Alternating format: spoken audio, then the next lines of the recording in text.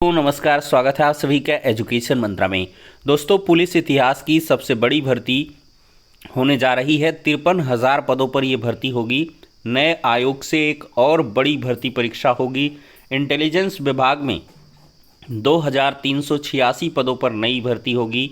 उत्तर मध्य railway कॉलेजों में शिक्षक भर्ती के लिए आवेदन शुरू हो चुके हैं और बीपीएससी शिक्षक बहाली में स्कोर करने की क्या कुछ रणनीति है, तो दोस्तों सारी अपडेट्स पर हम चर्चा करने वाले हैं। आगे बढ़ने से पहले ये सूचना उन छात्रों के लिए है जो बिहार शिक्षक बहाली परीक्षा की तैयारी कर रहे हैं। चच्चू पब्लिकेशन की इस बेस्ट बुक के साथ अपनी प्रिपरेशन कर सकते हैं। इसमें 25 प्रैक्टिस सेट व्याख्या सहित दिए गए हैं। 2450 बहुविकल्पीय प्रश्न हैं। प्रश्नों के देखा जाए तो स्तर काफ़ी परीक्षा के अनुरूप रखे गए हैं और इसमें हर एक प्रश्न का लास्ट में डिटेल सॉल्यूशन भी प्रोवाइड किया गया है। ये पुस्तकें आपको ऑनलाइन और ऑफलाइन दोनों माध्यमों में अवेलेबल हैं। ऑनलाइन के लिए लिंक डिस्क्रिप्शन बॉक्स में प्रोवाइड की गई है। ऑफलाइन के लिए किसी भी नज़दीकी बुक स्टॉल पर कांटेक्ट कर सकते हैं। इतना ही नहीं दोस्तों, बीपीएससी शिक्षक बहाली परीक्षा की भाषा के साथ साथ सामान्य अध्ययन की प्रैक्टिस वर्कबुक भी आती है। तो इन दोनों पुस्तकों के साथ अपनी प्रिपरेशन को बूस्ट करें और सफलता। दोस्तों, एक टीवी इंटरव्यू में दिए गए वक्तव्य के आधार पर आज के समाचार पत्रों में भी एक बड़ी अपडेट आ चुकी है कि पुलिस विभाग में 53,000 पदों पर रिकॉर्ड तोड़ बड़ी भर्ती होगी और अब तक की ये सबसे बड़ी भर्ती है। पुलिस भर्ती के इतिहास में, पुलिस भर्ती और प्रोन्नति बोर्ड के इतिहास में कह लें कि इतनी बड़ी भर्ती आज तक देखने के लिए नहीं मिली। 53,000 पदों पर भर्ती की अनाउंसमेंट हुई है। तो यहाँ पर दोस्तों देख सकते हैं 53,000 सिपाहियों की होगी सीधी भर्ती। यूपी पुलिस के इतिहास में सबसे बड़ी भर्ती ये होगी। उत्तर प्रदेश पुलिस भर्ती और प्रोन्नति बोर्ड 52,699 सिपाहियों की सीधी भर्ती करने जा रहा है। प्रदेश पुलिस के इतिहास में यह सबसे बड़ी भर्ती होगी।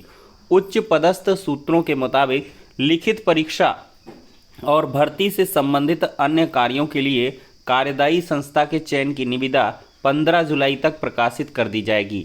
संस्था का चयन होने के बाद इस वर्ष के अंत तक लिखित परीक्षा कराई जाएगी। पहले 35,757 पदों पर भर्ती होनी थी, लेकिन कार्यदायी संस्था का चयन न हो पाने की वजह से पिछले 10 महीनों से इस संबंध में कार्रवाई शुरू नहीं हो सकी।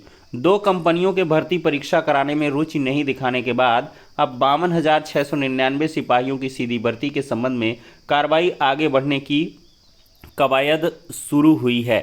तो यहाँ पर दोस्तों रुचि दिखाई है इन 2 कंपनियों ने, तब है थोड़ा सा गलत हो गया। और बीते नवंबर में सिपाहियों के 35,757 पदों पर सीधी भर्ती के लिए कार्यदायी संस्था का चयन करने की निविदा जारी हुई थी।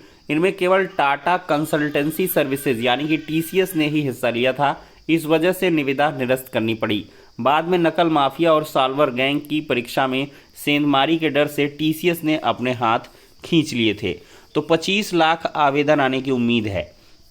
सीधी भर्ती के लिए दोस्तों करीब 25 लाख आवेदन आने की उम्मीद है। इससे पहले सिपाही भर्ती की परीक्षा में भी 23 लाख अभ्यर्थी आवेदन कर चुके हैं। इस बार अधिक पदों की वजह से ज़्यादा अभ्यर्थियों के शामिल होने की जो उम्मीद है वो जताई जा रही है। तो दोस्तों 41,811 पद सिपाही नागरिक पुलिस के हैं, 8,540 पद सिपाही पीएसी के हैं, 1,007 फायरमैन के हैं और 1,341 सिपाही उत्तर प्रदेश विशेष सुरक्षा बल के हैं। तो इनको सबको जोड़ा गांठा जाए तो 52,699 पद बचेंगे, यानी कि बनेंगे, जो कि 53,000 पद है और ये पुलिस की सबसे बड़ी भर्ती होने जा रही है। तो दोस्तों इसमें साफ तौर पर बताया गया है कि नवंबर तक इस की एग्ज़ाम हो जाएगा। तो नवंबर में अभी बड़ा समय है, तो आप लोग क्या करें कि अभी से कायदे से तैयारी शुरू कर दें और इस बार 2023 में ही एक सीट पक्की करें। तो ये हो गई दोस्तों सिपाही भर्ती से रिलेटेड एक बड़ी इन्फॉर्मेशन।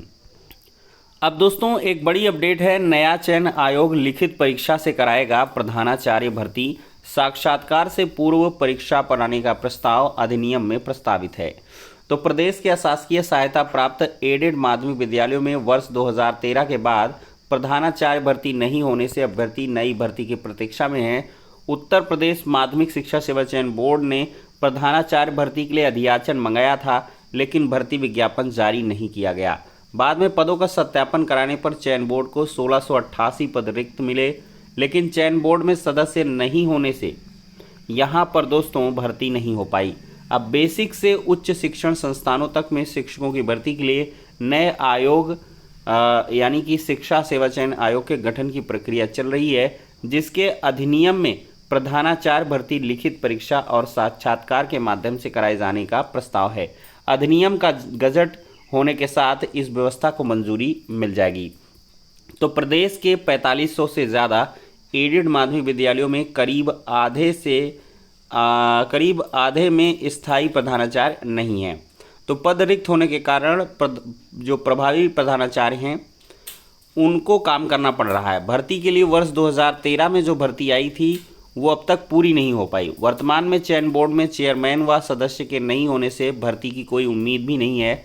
अब यह भर्ती भी गठित हो रहे नए आयोग से कराने की तैयारी है, जिसकी प्रतीक्षा शिक्षक भर्ती की तैयारी करने वाले ढेरों छात्र कर रहे हैं। हालांकि उसमें असमंजस है कि नया आयोग पूर्व में चयन बोर्ड द्वारा लिए गए अधियाचन पर भर्ती कराएगा या रिक्त हुए पदों को अधियाचन मंगाकर उसमें शामिल कर परीक्षा कराएगा।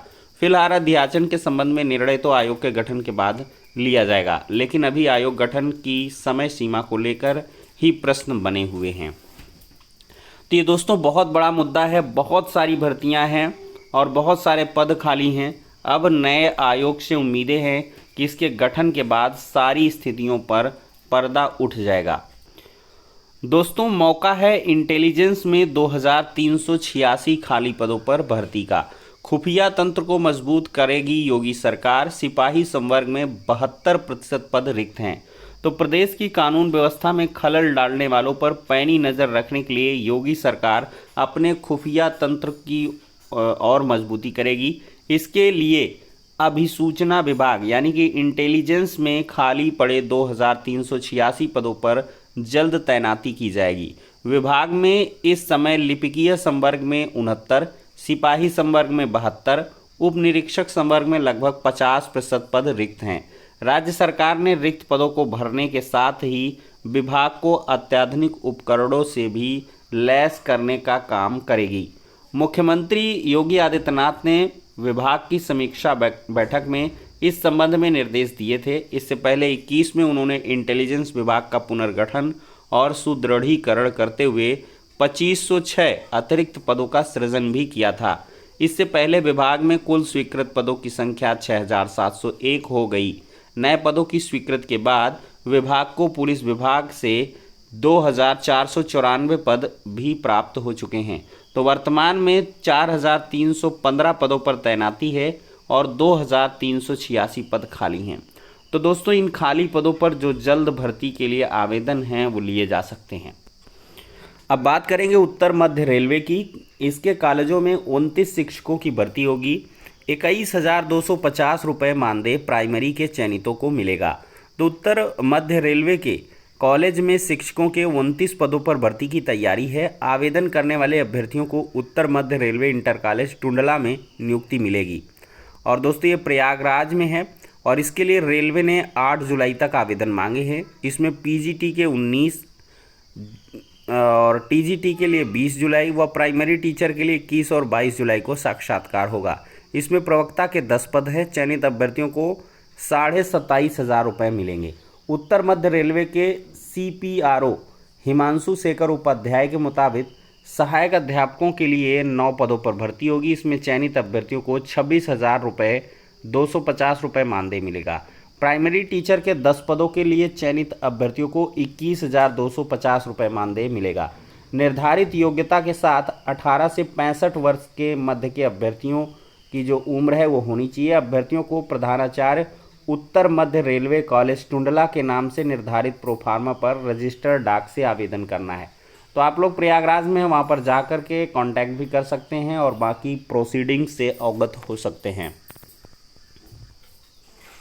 दोस्तों सबसे बड़ी बात है BPSC शिक्षक बहाली परीक्षा में आपको लिखित परीक्षा में शामिल जो सामान्य वर्ग के उम्मीदवार हैं उनको 40% अंक चाहिए।